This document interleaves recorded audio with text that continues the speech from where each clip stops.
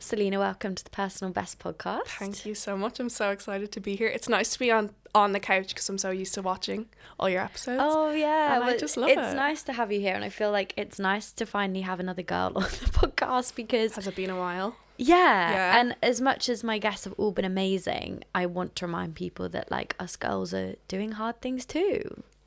That's the key. That's the key. We're doing hard things and there's so many of us now. I love it. Yeah, definitely. So, can I just ask you to please give me a little personal introduction for everyone listening? Where are you from? What do you do? Of course. I'm always so bad with this question. I'm like, it's hard. I'm 26. So I'm Celina. I'm 26. I'm from Ireland, just outside of Dublin.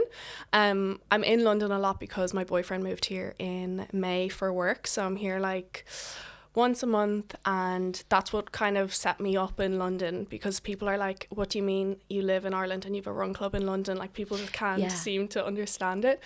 But so I'm a runner. I kind of take it slow. I'm more on the like average running type of vibe, but I'm training for a marathon, so I'm kind of showing that like you can have a slower pace and still run these massive distances and have big goals. And with that, I set up a run club in London for just the girls who are just like literally running at an average pace, because I think it's so hard to get your mind around going to a run club when you're slower, because you're just like, I'm just literally going to be left behind, like everyone's so fast. So I was like, just wanted to make a run club that was specifically for girls who are slower. So that's what I did, and I started that in October, and it's going great. And what else? That's kind of me. Yeah, I love that. And I really wanted to get you on the podcast to obviously find out more about your running journey specifically, but with that I hope we can also give people some advice who feel like they are on the slower side of running or they don't really know how to get started. But before we delve into that, give me a little bit of your background. Like, were you a sporty kid growing up? No? Not even remotely. Like, I just don't come from a family who are in any way sporty. Like, I come from an amazing family. They're successful, goal-driven, like, so forward-thinking. I get so many amazing things from my family, but one thing I don't get is any athletic ability, like, whatsoever.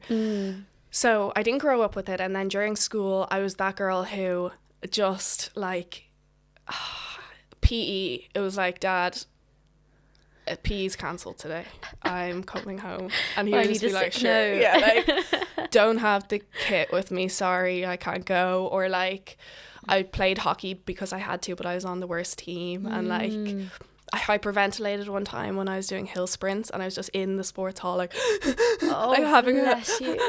Like, that was how bad it was. Really quite bad. And I didn't enjoy it either. It's not like I wanted to even be sporty. I was just like, get me out of this environment. I hate it so much.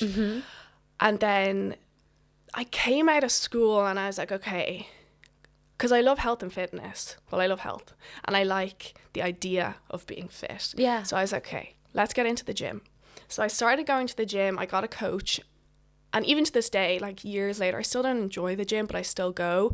The gym was always a chore for me. And like the second my coach would be like, okay, deload week, I'd be like, yes. Like, it's kind of like, it's not something I want to do. If Christmas came around, I'd be like, I can't wait to like not go to the gym for a couple of weeks, you know? But I went and I enjoyed the feeling of getting stronger and things like that. But it just wasn't me. I didn't enjoy it. So then my running... The running came in, like, again, in school, I hyperventilated doing the run. But I then did this 5K for charity in, we call it fourth year. I don't know what it is over here. I was about 16. Okay. And I raised some money for charity. And when I say that was, like, the hardest thing, like, when I talked to my mom about it, because she's the one who like trained me, and she was like, it was miserable for me as well. Like, it was so horrible. Like, I could not do it. It took me so long to build up to that, and I ended up doing it in like 40 minutes or something. And after months and months of training, and then I gave up the second I raised the money. I was like, that's it. I'm not doing that again. Okay. Yeah. So from there, throughout the years, like that was 10 years ago. So it's like, I'll run here and there. I'll do a 3K and okay, fine. And it was only in July of this year where I was like, I am sick of not being able to run. Like, I'm sick of it. Because I thought I was literally special in a bad way. Like, there's something physically wrong with me. Why can everyone else do it? So I was like, I'm going to train for a marathon. which is a massive change from hating running. I was like, okay, I'm going to sign up for the London Marathon and see if I get in. And then I did. And the rest is history. Yeah, but that's such an interesting journey, because I always like to ask people like how they first got into fitness and things. And I think it's important for people to realize that not everybody starts out as having this undying love for fitness and this like innate capability. Like a lot of people have to work really hard for that. And also, like you're saying with the gym, I guess it, you know, you do need to incorporate some weight training, and resistance training. Yeah. But that's not what your passion is. And I think that's so fine. And I think that's really important for people to realize as well, that maybe if they've tried to go to the gym and they're just not enjoying it, to pick something else and try something else. Everyone is so different. Like, even like I kind of came back into my running era in July when I was like on TikTok seeing the running content, and I was so inspired by that, whereas like for years I was seeing the gym content. I was like, I literally don't care about this, like, you know, and the gym was massive and everyone was posting about the gym. I was like, I literally don't care, like. And then I suddenly saw these videos about running and I was like, oh my God, that actually looks really fun. And I'm going to try that, and I'm just going to go slow. And like, it's okay to go slow. And I mean, like, when I say slow, it's like, okay, your pace might be slow, but it's also okay if your journey is so much slower than everyone else's. Yeah. Like, I ran 6K this morning and I really struggled. I did it at like a 7:15 pace, and it was a struggle, like. Yeah. And I'm 6 months into my journey. I think a lot of people say, you know, oh, I was really non-athletic for so long and I couldn't run 2K, and then I suddenly you know, started running. And then you're like, okay, but like 2 months in and you're running like a 5-minute pace. And I'm like, that's not the case for a lot of people. Like, it's kind of like, that is one story and that's an amazing story. I'm so glad that those people also came into running from nothing. But they've also progressed really fast. It's okay if you don't progress really fast. Like, even if you're training really hard, like I'm sticking to my plan. I haven't missed one run in my, I don't think, in my plan since July. And I'm still struggling actively, but I've run a half marathon. So it's like, the training's working, but it's slower. Yeah. That's fine. Yeah. It's just like, don't give up on yourself. Like, that's the main thing. Like, just let yourself be on the journey. And don't compare yourself. Yeah, definitely. Yeah. Definitely. I want to talk about that in a bit more detail. But first of all, for people listening, you've obviously built a social media following around sharing your running journey. And I started following you because I was like, oh, like, this girl's so relatable and genuine. And as much as your content is like motivating, it doesn't feel like you're putting pressure on people to go out and do all these really difficult runs. It's like, you can go slow and you can enjoy it. Yeah. But how did you set up that page on social media, and why did you decide to start sharing that journey? Right. So it was the end of July. I feel like things come to me in like some dream or something. Like, I literally woke up one morning and I cannot remember doing it. Like, genuinely, I can't remember, because I signed up for the marathon and I started. I mean, I obviously remember like filming the clips for the TikTok and stuff, but I don't remember like the thought process that was like, okay, we're going to sign up for a marathon and we're going to start TikTok. Yeah. Like, they're two big decisions. It wasn't something you'd always like dreamt about doing? Posting online? I mean, I've always kind of had this feeling of like, I'd love to kind of post, and like I've posted on my family business and stuff like on their TikTok, so I know how to do it, and it's always been something that I've been like, oh, that'd be nice. But it was more so kind of like, okay, let's pop this up to see if I can be held accountable or something. I don't even know what I was thinking. I was just like, okay, I'm just going to put something together. And I remember I put the video up, and then I went and I was just cooking my dinner, and I left my phone to charge, and I came back and it was like 30 minutes in and I had 3 new followers, and I was like, oh my God, I'm famous. But I was like, wow, like, that's crazy. And then, so that was end of July. And from there, it just, I don't know, it's gone. It's mad. And then like I started my Instagram start of September. So it's really not been that long. Oh my God, I'm so new to it. I'm so new to everything. I'm so new to running, and I'm so new to social media. But that's kind of it. Like, it just took off. Like, I think a lot of people just really relate to the idea of it all. Yeah. Because so many people are just bang average runners or below average runners, like, and we're so used to seeing, I think social media really highlights people that are good at things, because we all as humans like to see people being good at things. You know, when you see someone run a marathon and they've done it in 3 hours, you're like, whoa, that's amazing. So we feed into that, we watch it through, and the algorithm likes that, so it pushes it to more people. But you don't see the person who's like, you know, barely getting through their 2K. So it's kind of like, I think people are resonating with that. That's the thing. I think everybody that sees your content and chooses to follow, it's because they want to follow along on your journey. And there's something really nice about following somebody who is doing the training, and it's not always easy, and they share the highs and the lows. And I guess it's similar with this podcast. When people ask me like why I wanted to start it and what it's about, it's like, I'm not going to sit here and pretend I've figured out how to be the best version of yourself and I've arrived at this destination. It's like, we're all going on this journey together. Like, let's, you know, it's explore just being different topics. Exactly.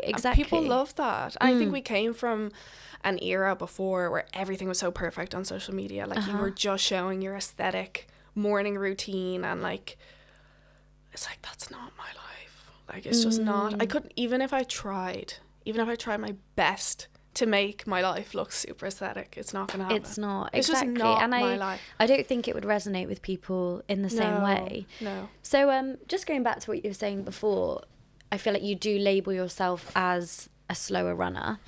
And obviously you said that can be just your general pace, but also like the whole journey that you're going on to get to get to do the marathon. But why... What's the question I'm trying to say with that? Why is that important to you, I guess? And like, do you feel that pressure to try and like be faster? I guess in a way, like, the people I follow are all faster. Sorry, I have a few that a few of my friends like wouldn't be as fast who are on social media, but like, I follow a lot of people who are doing their 4-minute kilometers, and I'm still inspired by that. Like, I try to not take it as like, I try to not compare myself, because it's just not me. It's just not me. So it's kind of like, why would I even put pressure on? It's like, it's not possible for me right now. I'm not saying it's not a possibility ever. Yeah. But it's like, I'm so far from that being my reality. So it's like, why am I comparing? That's like me comparing to like a cricket player. It's like, we're not the same. Like, I can take inspiration from it, but it's like say Owen Barrow, like, I know you had him on. Yeah, amazing. I'm like, wow. And he's training for the London Marathon as well, and he was at the same half marathon I did.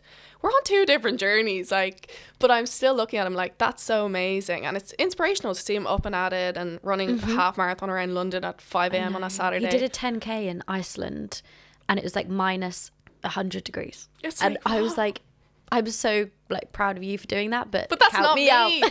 That's what I mean. So it's like, I'm not going to compare to that, because it's just not. It's not my reality. Like, So. And I think as well, I spoke to Rhea about this on the podcast, that particularly with running, as like a general society, we've kind of made up what is classed as good. Yeah. And it's like, we have this idea that everyone should do a sub 30-minute 5K. And I looked at some of the stats for that, and it's like the average time for a man is 31 minutes, and the average time for a woman's like 36, and that's the average. So there are people who do it way slower than that. And it's like, why have we like decided that only sub 30 is good? I think we've decided it because that's what we see on social media. Again, the algorithm's pushing the amazing people, which is great, but we're not seeing the average people. We're not seeing that group of 36. And then when you're not seeing it, you don't believe it's real. But it's that's very true. Real. Yeah. Like, it's so real. My average 5K, probably 37 minutes. Still. Like, I just can't get it faster. Like, I've done one that's been 35 minutes. Yeah. And it's like, there's nothing wrong with me. It's just my reality. I've said that like 10 times. But I feel like I'm having to really learn that lesson as well, because I used to do endurance athletics when I was like 15 or 16. So my event was 800 meters, and the training was grueling. Like, it was like 2 or 3 times a week. It would be like 10 400 meters, like 5 200 meters and then like, oh, we'll just finish with some sprints. Like it was so intense. Nice. And I mean, don't get me wrong, I was fit. Like I feel like I used to just be able to run and not get tired.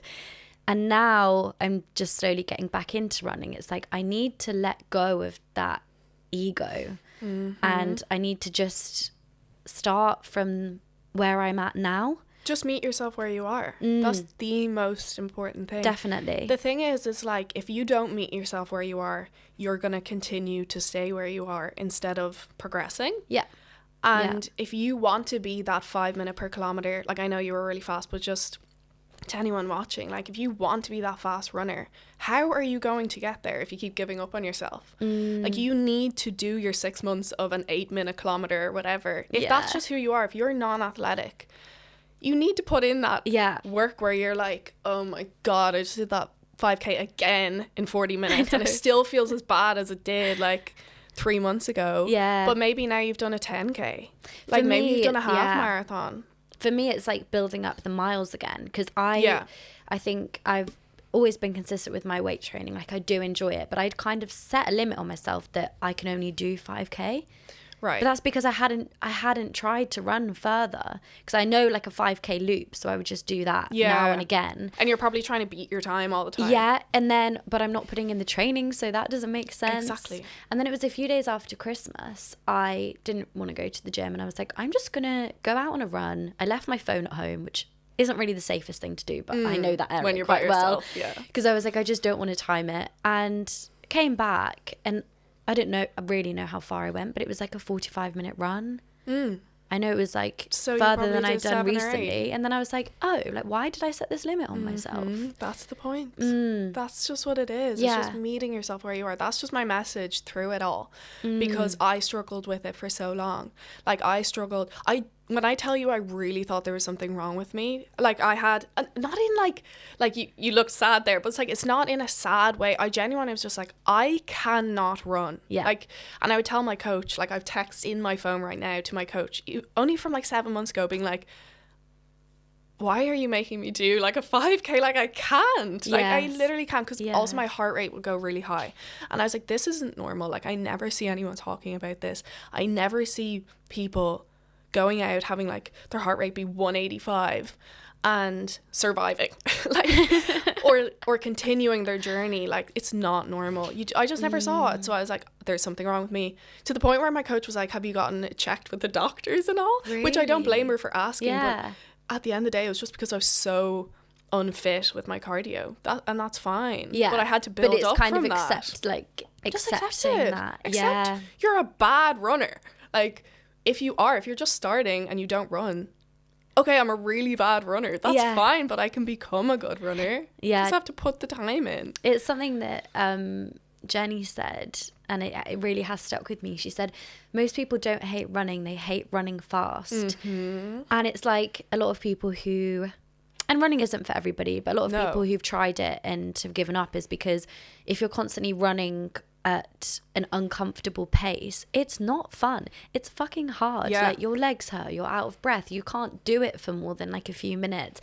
So sometimes you've just got to remind yourself to like slow down and try and enjoy it. And just because you're seeing other like beginners on TikTok or whatever running at a 6 minute per kilometer pace, that doesn't mean you have to start there. Start at a comfortable pace for you. Definitely. That's all you have to do. It's not that serious. I think that's the funny thing. It's like, it's not that serious. Why are we all comparing ourselves so much to everyone else with running? Yeah. Like it's different if you're comparing like your life situation. Like that makes sense. Like where am I compared to my friends or whatever? That's like a human thing. It's like keeping you alive. It's survival mode.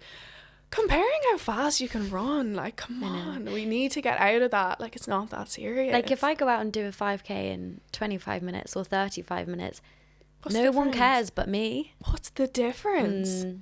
It's just so silly. So you've already done a half marathon, right? Yes. So kind of talk me through that. How did you find the training and how did you find the event? I loved the event. Like I really did. The training, I was so in the groove then. Like I really, like, I'd only gone up to, I think, an 18K. That was my max once before. So I was a bit intimidated by the distance. But I was like, I know I can do it because there will be a bit of atmosphere there. Like, it'll get me through. Now, it was a freezing day. Like, my hands were not moving on the day. Like, my AirPod was falling out. And I was like...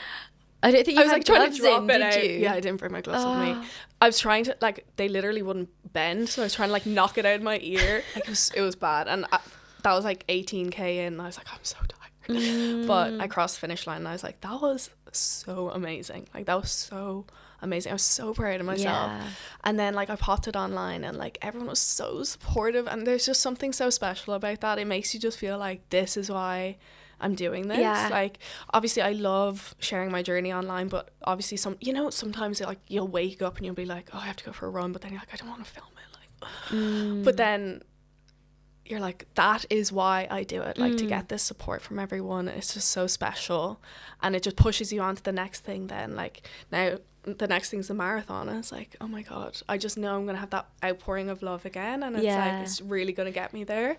But I was thinking that must be so amazing, because obviously most people who sign up for these events and they do them, they're obviously going to get cheered on by, like, the crowds who are there, and they'll probably be celebrated by their friends and family. But you've got, like, tens of thousands of people who are cheering you on. Yeah. You know, maybe virtually, but, like, that must be so nice. It like, is so Nice. encouraging. And see, that's the thing as well, that I listen to a lot of podcasts. Like, I've listened to yours and everything, and, like, people will be like, what are your tips? Like, the host will be like, what are your tips for, you know, beginner runners or whatever? And I think it's really easy for, like, creators who have followings and stuff to be like, you know, this and this. But at the end of the day, we do have that advantage of, like, having this community behind us that other people don't have. So it's going to be harder for everyone else. So, like, that's very true. If you're seeing people online who have all these followers, go easy on yourself. Like, they might look like they're having the best time and they're living this, like, really exciting life, because they possibly are. Do you know what I mean? So, like, running to them is a really exciting thing. It presents a lot of opportunities, and they can go out and they can get content, and then they'll post a video that's going to do well. Exactly. You're going out and you're just having to do the run in the rain. Yeah. And you come home, you're like, I hated this so much. So it's just like, go easy on yourself and find your sense of inspiration. What is the reason that gets you out? Because that's a lot of our reasons, you know. So what is your fire? Like, what is your burning fire in your stomach to get you out? Because on the hard days, me thinking, oh, I haven't posted in 4 days is what might get me out one of the days. Whereas for you, that isn't going to be your thing. So it's like, what is your thing? I think finding your why is really important. And I said this in my 2023 roundup. I was like, just do the thing, but do it for the right reasons. Yes. Like, it's so easy to say, just do the marathon. But if your reasoning for doing the marathon is, oh, well, I've seen everyone else doing it online. It won't get you there. It won't get you to, you know, it will get you to the start line, but it's probably not going to get you through the race. No. Like, you need to find something else that's going to motivate you. You have to. But it's more than motivation even. It's like inspiration. Because obviously we're not always motivated. So what's that, like, discipline? Like, what's that fire? Yeah. What is it for you? Someone asked me this recently, and I really had to do some, like, deep inner work. I was like, yeah, what does motivate me? And I think for me, it's just always been doing the things I said I was going to do. And I saw a quote recently that was like, confidence is like leaving no gap between what I do and what needs to be done. I like that. Yeah. And I was thinking, you know, there are days where I just can't fit in a training session, or I can't do the podcast, which is fine. But, like, on the whole, I know that I'm going to, like, show up for myself. And I think when you know that about yourself, it's so powerful. Like, it brings, you respect yourself so much more when you know you're going to do something. Like, my marathon's in, like, 99 days, I think, or something. And I'm like, how am I going to get there? But it's like, I know I'm going to get there. Like, you literally start to believe it so much about yourself when you just show up for yourself every time. Like, the second you let yourself slip, it's different, as you said, if you can't fit it in genuinely. That's so fair. Like, that happens to everyone. But if you're just like, I'm feeling sick today. Yeah. And you're not. Yeah. It's like, okay. You're letting right. yourself down a little bit, I think, every time you do that. Yeah, and yourself. you break promises to yourself. I heard someone explain this, like if you had a friend or a boyfriend or a girlfriend that constantly like bailed on you every time you made a plan, it would be boy who cried wolf. Yeah, you would. And also you'd probably start to drop them because you can't rely on them. But we do that to ourselves all the time. Even if it's hitting snooze or getting a takeaway instead of cooking that meal we said we were going to do, or missing our training session because we just want to sit and watch Netflix. Because all of these little things happen. And you also start to then never have faith in yourself that you will do the thing. Like say you restart the journey, it's okay, now's the time I'm going to do it. Like tomorrow I promise to myself I'm going to do it. You're possibly not going to do it because you know you're not going to carry through. You're like, what's the point? Yeah. So with that, for you, obviously you mentioned earlier that you did that 5K charity race, and then once you'd done it, you didn't go, so you didn't stick with running. So what is it this time that's changed, do you think, that's enabled you to like carry on? I think like having the community online, to be honest, and just knowing I'm kind of doing it for other girls. Like I get so many DMs from people like my age just being like, genuinely sometimes it's like, you are the reason I'm running, or you are the reason that like my mental health is improving. Like these massive like bold statements, and they say them with confidence, and I'm like, the fact that you mean that and you're sharing it with me. Or like I'll get some that are like, I never do this, so I'm a bit nervous to even be messaging you or whatever, but I just wanted you to know like you changed my life and all this stuff. And I'm like, that is so amazing. Like I'm just lying there in bed reading these like, what have I done to deserve this kind of, but it's like I've just shared the honest side of my reality, you know. And I think that that's it, because it's like there are all these women my age just like me who probably had the same experience in school, probably having the same experience now, who are looking at me being like, if she can do it, I can do it. And I just find that so special, like to have that. That's so nice. That's so lovely. And yeah, I feel like you really are building a community, and obviously it exists online, but I know that you also have your run club. So tell me a little bit about how that came about and how it's all going. So my run club came about because I had people reaching out just being like, do you want to go for a run together? And I'd be like, okay, it's a bit too, like I was getting a lot of them, so I was like, okay, I can't be kind of, you know, here, there and everywhere, and I'm only in London 1 week per month. Okay. So it's like there's only so many people I can kind of, you know, be going on runs with. And so I was like, what can I do? And obviously, what can I do? The answer was a run club. But in my head, I was pushing that back so much. I was like, I can't make a run club. Like, I'm too, like, I can't do that. Like, in school, I had such bad stage fright. Like, something like this would have been, like, so scary for me. And, like, I'm so not like that anymore. But I'm still kind of triggered into that feeling sometimes. Okay. Like, of being a teenager and, like, being so... I was shy when I was like an early teenager. I did come out of it, but it's like I'm still just triggered into like that 12-year-old version of me being like, I can't do that. Like, I can't do that. It's like your inner child. So I was pushing it back. And I was like, oh, okay, now I'm just going to do it. So but I did push it back. And then I set up the Instagram page, and I was like, it was just sitting there for a while. And when it was sitting there, I was like, I need to delete this page. Like, I'm not doing it, because I hadn't really talked about it yet. So I was like, I'm deleting it. And then I think I talked to my mom or something, who's like literally my biggest supporter. Yeah, same. I love my mom. And she was just like, just do it once. And if you don't enjoy it, don't do it again. Like, it's not the end of the world. It's okay to not. It's okay. Like, just do it once. It's okay if it doesn't work out. Just have it be like a once-off thing. Yeah. Like, don't position it where it's like London's newest run club. Yeah, sure. I think I actually did end up saying that, but anyway. But she was like, just do once, see how it is. So I was like, okay, fine. Anyway, so the first one was in Battersea Park, and I was walking over. My boyfriend like walked me to the gate, and when he left, I just burst into tears. I was in the park, and I was crying. Like, I have a video. Got there. Yeah, well, the run was in the park, and I was in the park as well, crying, and I was like Snapchatting my friend or something. I was like, and I was like, I need to pull myself together, because there could be girls around like who are here for the run, and I'm just crying, and that doesn't give them any confidence. So then I got there, and they were like, I was chatting to like 3 or 4 girls at the start, and it was like coming up on the time, and I was like, okay, maybe it's just like the 3 of us. And anyway, I walked around the cafe and there were like 40 or 50 others on the other side, and I was like, oh my god. And at this point I didn't even know where we were running. I didn't know the route. I really went into it. It's kind of like a coping mechanism. I guess with like no expectations, but also just like not planning it. I think that's my coping mechanism when I do scary things now. It's just like, it'll work out, just go and do it. Like, you know the park well enough, so just run around it, and we'll end up back at the coffee shop and it'll be fine. And anyway, obviously it went well, because these things always do go well. Like, we hype them up so wrongly in our minds, but it went really well.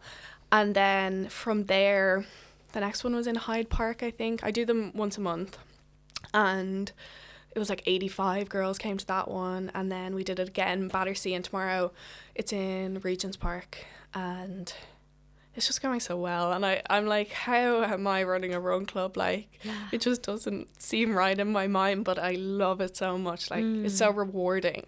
Yeah, exactly. And that is exactly the same as what Jenny said when she first started hers, which is London based as well. But I think it's interesting to hear you say that you kind of doubted yourself a little bit.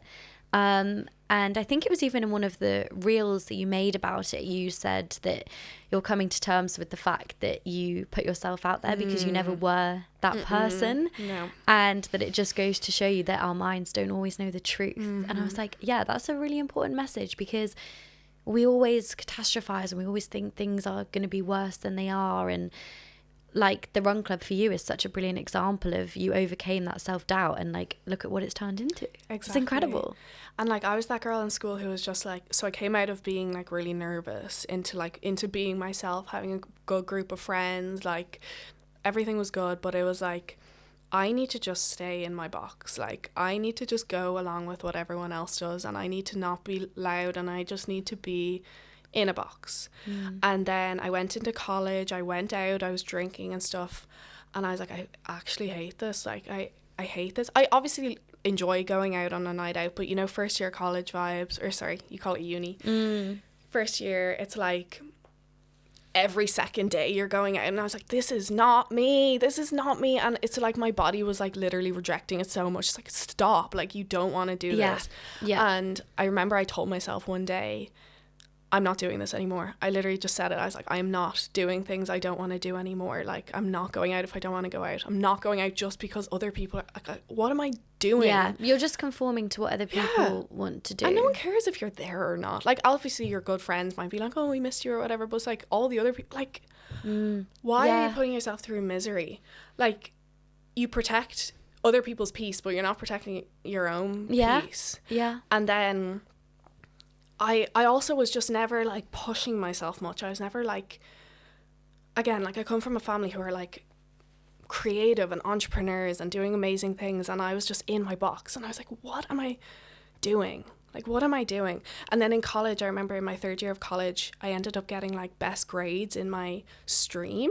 And all throughout my life, like during school and everything, I was not an underachiever, but not a great student. I was fine. I was like kind of floating along. And then all of a sudden in 3rd year college, where I also thought I was floating, I got named as best student in like the marketing stream or whatever. And I was like, wait, that changed my life. That day, that changed my life. Because I was told by somebody, like, you are good at something.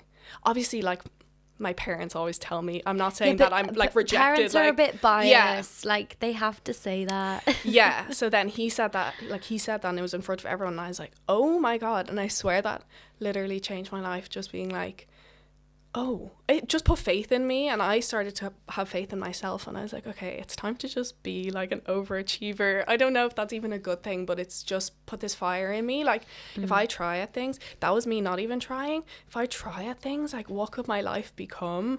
And I've just carried that through. Like, that was a few years ago, and it's like, it's just, I've just carried it. And I even messaged the lecturer after, like, a year later, and I was like, just so you know, that was so, oh my gosh, yeah, like, it was really like amazing. I was like, please keep doing that to your students. Like, keep encouraging them because you so easily fall into your own I don't know. It's like everyone's good at things, but it's like no one's told really. Like if you're not the best of the best, like I know that was me being the best, but it also wasn't me being the best in the entire year. It was the best in my stream.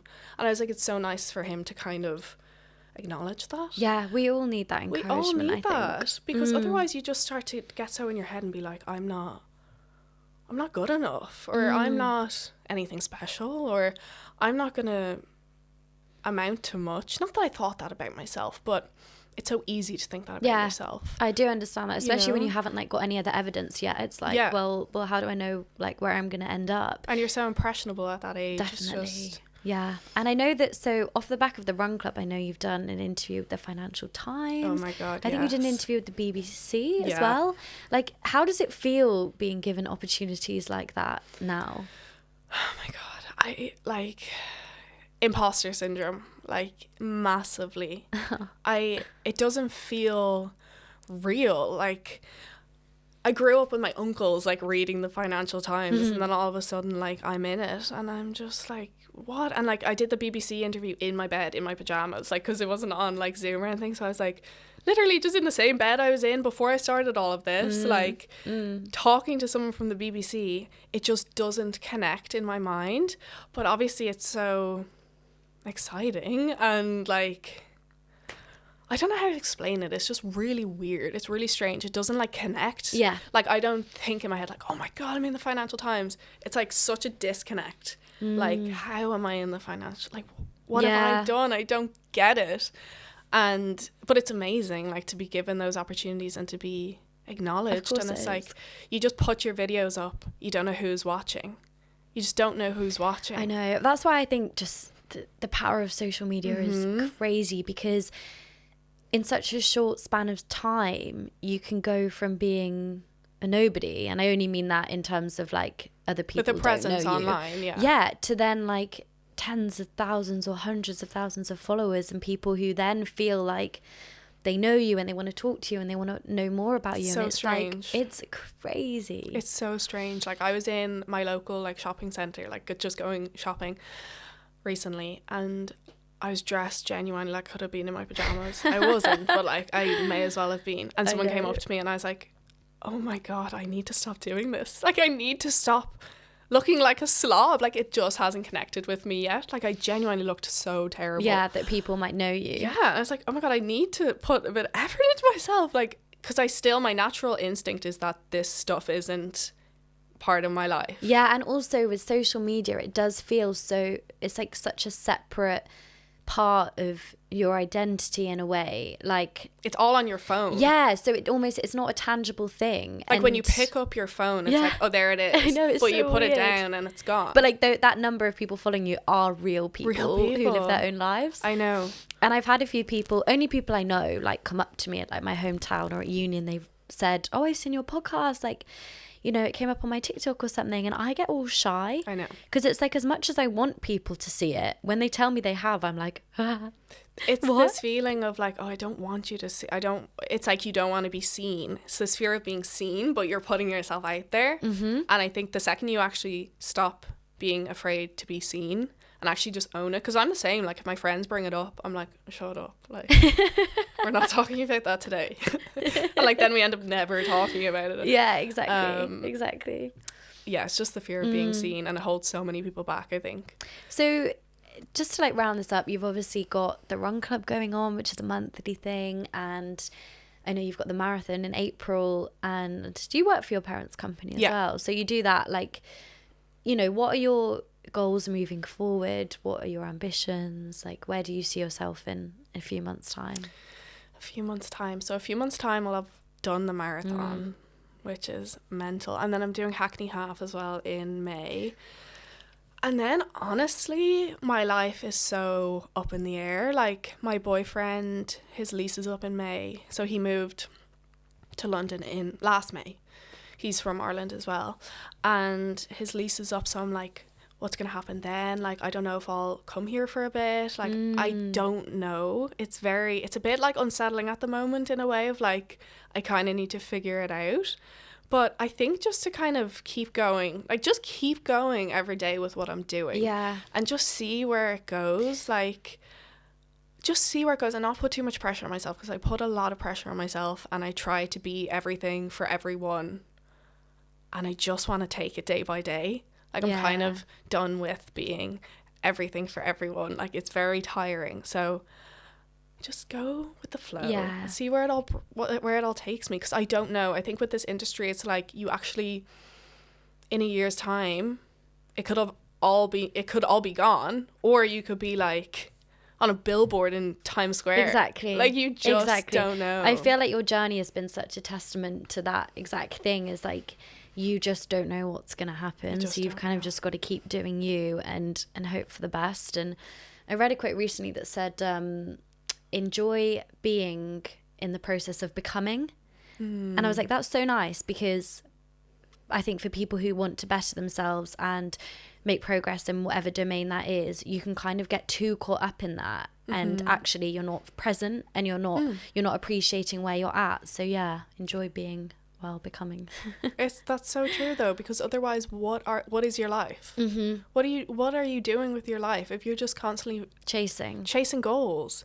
So then your life becomes the start of the journey and the end of the journey, and that's it. Yeah. Like, it's the journey, and it's so hard to forget about that. I forget about it all the time.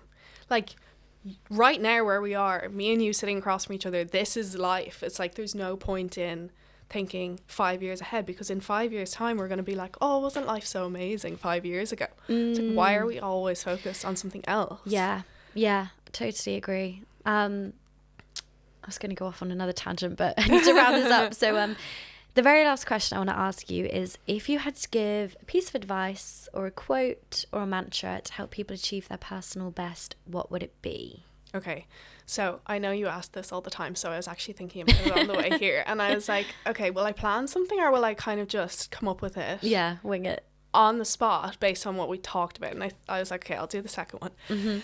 So I think what mine would be is, as we've talked about, like, meet yourself where you are and not compare yourself, and really, really work on that, because everyone is so different. And let me be a testament to that. Like, as I said, I'll just reiterate, like, I'm still at a 37 minute 5K 6 months into my journey, and I'm not ashamed of that. But I've also run a half marathon.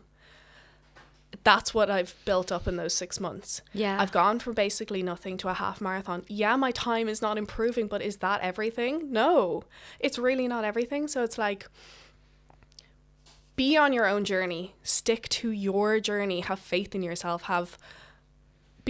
think about how proud you'll be of yourself when you get there along the journey, and enjoy it, because you are not either good at something or bad at something. You can be somewhere in the middle. You can be improving. It's a spectrum. Yeah. It's like, you might be here, but you can just move up and up, but you won't move up and up if you don't let yourself. So just start and meet yourself where you are. Do what you can.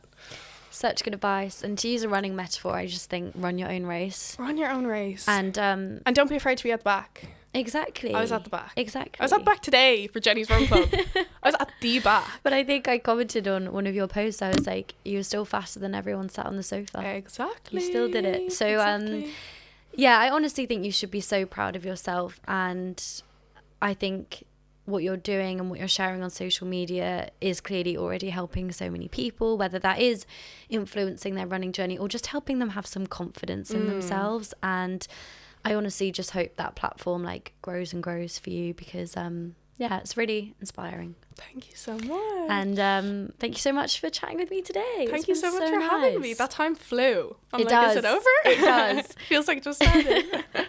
Well, thank you, and thank you everybody for listening. Thank you.